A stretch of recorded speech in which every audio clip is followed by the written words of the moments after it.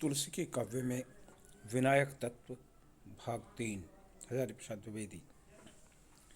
जहाँ तक कला का क्षेत्र है, वाक तत्व अर्थात प्रेषण धर्मी साधन अर्थ रस छंद मंगल की ओर तभी ले जा सकता है जब उसमें सामाजिक मंगल की बुद्धि से परिचालित विनायक धर्म एक में एक होकर गुथा हुआ हो। इस विनायक धर्म को पाकर वर्ण अर्थ की ओर, अर्थ रस की ओर और रस मंगल की ओर जाता है। निश्चित रूप से कुछ कहना तो कठिन है, परंतु ऐसा जान पड़ता है कि जब गोस्वामी तुलसीदास जी ने रामचरितमानस की रचना का संकल्प किया था तो वे कुछ इसी रास्ते सोच रहे थे। कदाचित यही कारण है कि उन्होंने रामचरितमानस के प्रारंभ में ही लिखा था, वर्णानाम अर्थ संघानाम रसानाम छंदसामपि मंगलानाम च कर्तारो वंदे वाणी विनायको। यह सही है कि वाणी और विनायक के मूर्त आदि भौतिक रूप की भावना तुलसी के मन में अवश्य थी, परंतु यह भी सही है कि उन्होंने इन मूर्त रूपों के प्रेरक विचारों का भी अवश्य ध्यान रखा था। रामचरितमानस से इस प्रकार के उदाहरण खोजे जा सकते हैं, परंतु यहाँ जो बात अभिप्रेत है वह तुलसीदास के श्लोक की नई व्याख्या नहीं है, बल्कि ऊपर प्रकट किए गए विचारों का उनकी वाणी से भी समर्थन प्राप्त कर लेना मात्र है। कला में प्रेषण सामग्री, वाक तत्व और मंगलादेशी विनायक धर्म निसंदेह आवश्यक तत्व हैं। किसी एक की भी उपेक्षा करने से काव्य या कला विराट और उदात्त बनने में चूक जाती है और ललित मनोहर बनकर केवल क्षणिक ज्योति विकीर्ण करके समाप्त हो जाती है। गोस्वामी जी ने मंगलाचरण के रूप में सबसे पहले वाक तत्व के साथ विनायक धर्म की वंदना करके ये बात बताने का प्रयत्न किया है कि केवल रस और छंद तक काव्य की समाप्ति नहीं हो जाती। इन तत्वों का विशिष्ट प्रयोजन के अनुसार विनयन होना चाहिए। केवल कथा भी उनकी दृष्टि में कम महत्वपूर्ण नहीं है, परंतु कथा का लक्ष्य रस विशेष होना चाहिए। यह रस विशेष भक्ति है। उन्होंने लिखा है, रामचरित जय सुनत अघाही, रस विशेष जाना तिन नाही। यह रस विशेष भक्ति ही है। गोस्वामी जी का आविर्भाव जिन दिनों हुआ था उन दिनों निर्गुण भक्ति का बहुत प्रचार हो रहा था। सगुण भक्ति की तरफ लोगों का विश्वास कम होता जा रहा था। ऐसा जान पड़ता है कि उनके मन में यही बात सबसे पहले काम कर रही थी। इसलिए पार्वती के पहले प्रश्न में उन्होंने निर्गुण सगुण के विषय में ही पहला प्रश्न करवाया था। रामचरितमानस में बार बार इस बात को दृढ़तापूर्वक बताया गया है। तदपि मलिन मन बोधन आवा, सो फल भली भांति हम पावा। अजहु कछु संशय मन मोरे, करहु कृपा बिनवहु कर जोरे। प्रभु तब मोह बहु भांति प्रबोधा, नाथ सो समुझ करहु जनि क्रोधा। तब कर अस विमोह अब नाही, राम कृपा पर रुचिर मन माही। तुलसीदास जी ने इसी प्रसंग में स्पष्ट रूप से कबीर की एक उक्ति के शब्दों को दोहराया है। कबीर ने कहा था, दशरथ सुप्ति हूँ लोक बखाना, राम नाम का मर्म है जाना आना। पार्वती के मन में सबसे बड़ी शंका यही थी कि जो दशरथ का पुत्र है वह ब्रह्म कैसे हो सकता है, और यदि वह ब्रह्म है तो दशरथ का बेटा कैसे हो सकता है। जो आदमी इतना कामांध है, जिसको इतना विवेक नहीं रह गया है कि लता से, पत्तों से, पशु से, पक्षी से कहता फिरता है कि तुमने सीता को देखा, हे खग मृग, हे मधुकर श्रेणी, तुम देखी सीता मृग नैनी। वह भला ब्रह्म कैसे हो सकता है। इस बार पार्वती ने बड़े ही निश्चल भाव से प्रश्न किया था। अजहु कछु संशय मन मोरे। अतः शिव बड़े प्रसन्न हुए थे और कहा था कि बड़ा अच्छा प्रश्न किया आपने।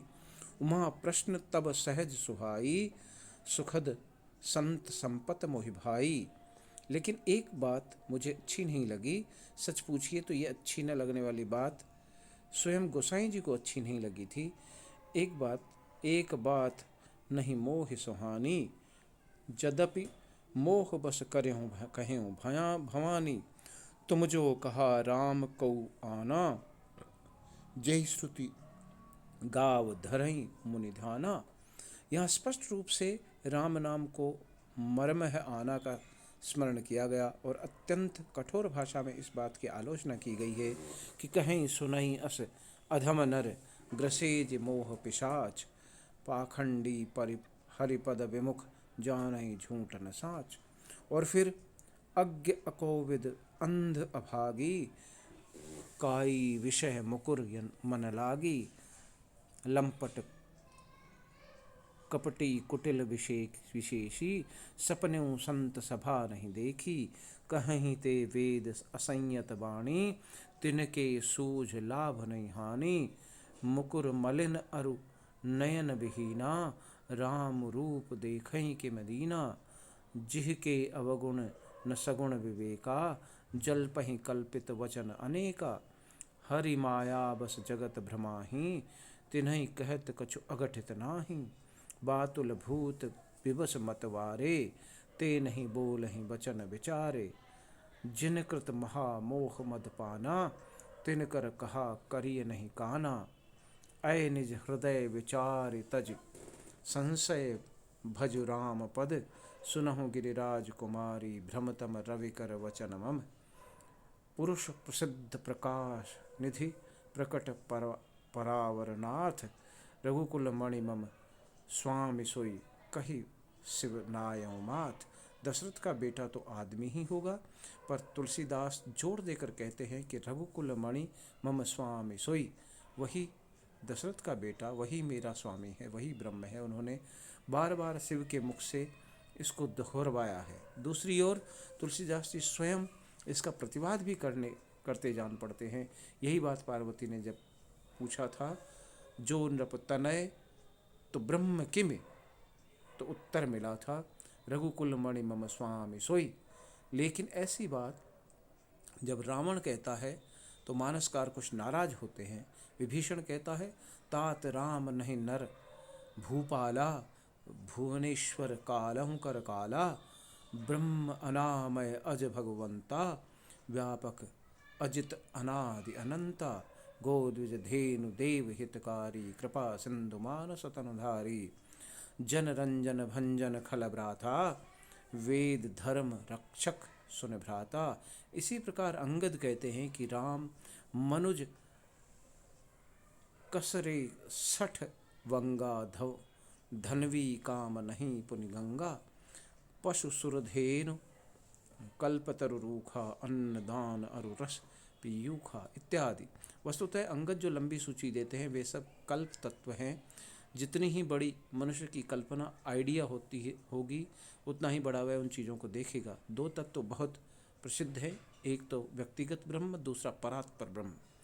दूसरे को हम लोग जानते नहीं, किसी ने देखा नहीं, सब लोग यहाँ से चले जाते हैं मगर कोई लौट कर नहीं आता जिससे पूछा जाए कि भाई क्या देखा, कैसा है वह। मगर सब लोग ये मानते हैं कि हालांकि ये कल्पना ही है कि मनुष्य निरपेक्ष कोई तत्व है जो हमेशा रहेगा। मनुष्य चाहे रहे या न रहे, मनुष्य के देखने समझने के साधन अत्यंत सीमित हैं, किंतु वह असीम है। मनुष्य केवल कल्पना करता है। कुछ दिनों पहले मनुष्य जानता था कि सूर्य पृथ्वी का चक्कर लगाता है।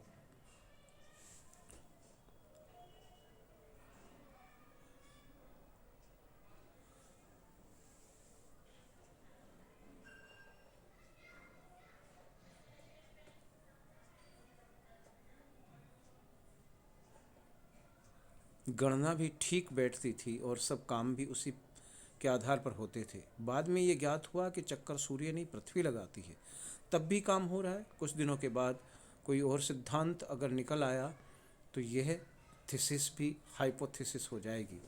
क्या जानता है आदमी, बड़ी सीमित बुद्धि है उसकी। जो वह नहीं जानता वह रचा करती है। त्रिपुरा बैठकर ललिता उसकी जोड़ तो मोड़ कर कहानियाँ रचा करती है। आज तक कृष्ण भगवान जैसा गुरु और अर्जुन जैसा चेला देखने को नहीं मिला। अर्जुन कहता है, कारपण्य दोषोपहत स्वभाव है पृच्छामि त्वाम धर्म सम्मूढ़ चेता यच्छ्रेयः शान्निश्चिन्तं ब्रूहिं तन्मे शिष्यते हम साधिमां त्वाम प्रपन्नम। भगवान ने बहुत समझाया, इसके बाद भी जब अर्जुन का मोह नहीं गया, अर्जुन ने कहा कि प्रभु हमारी समझ में नहीं आया। तो भगवान ने कहा, न तुम मां सक्षे दृष्टुमने नैव चक्षुषा दिव्यम ददामि ते चक्षु पश्य मे योगेश्वरम।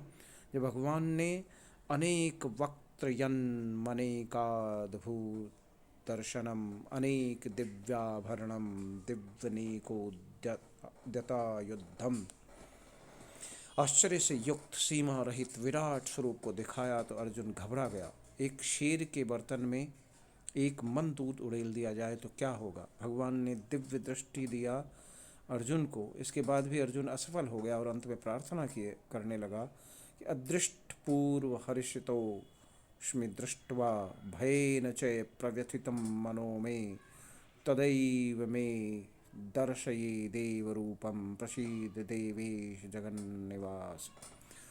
तदैव मे दर्श देव रूपम। अर्जुन ने वही चतुर्दिक रूप देखने की लिए प्रार्थना की। अतएव इस बात से सब लोग सहमत हैं कि एक तत्व है जो ऐसा जो हमेशा रहेगा, चाहे कोई रहे या न रहे।